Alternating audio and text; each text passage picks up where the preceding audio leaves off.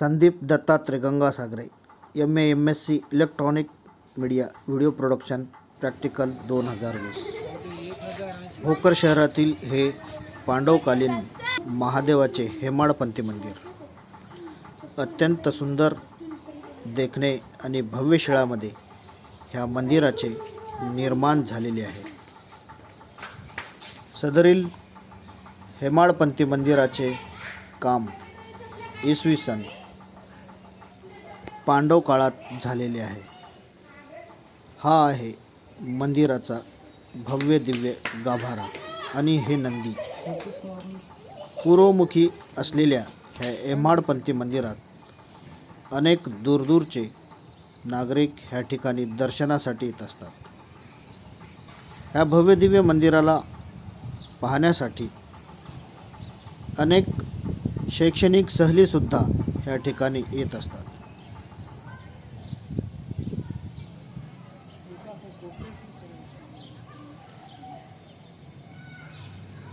ही आहे कोरीव दगडाची शिळा।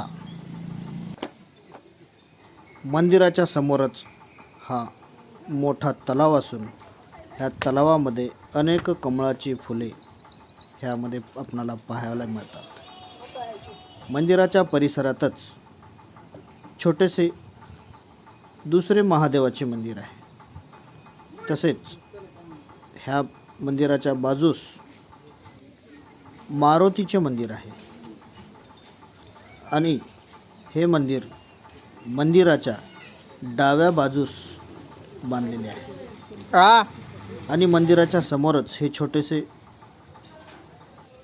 वाल्मिक ऋषीचे मंदिर आणि ही सुंदर देखणी मूर्ती। आता आपण पाहत आहोत भोकर शहरातील मध्यभागी असलेल्या गडावरील महादेवाचे मंदिर।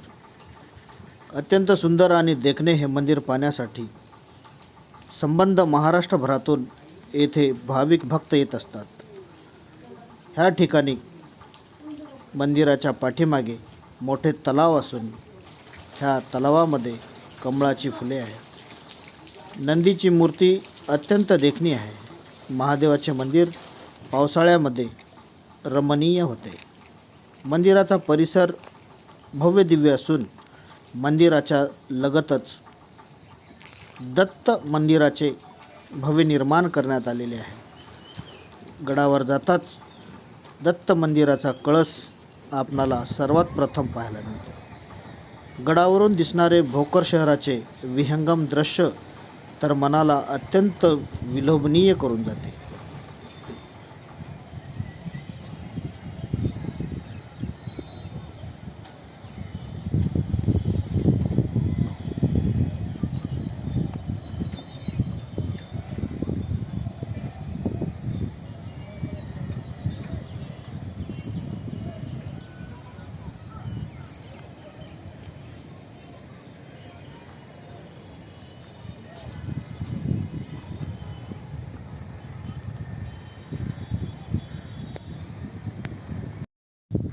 भोकर शहराच्या पश्चिम बाजूला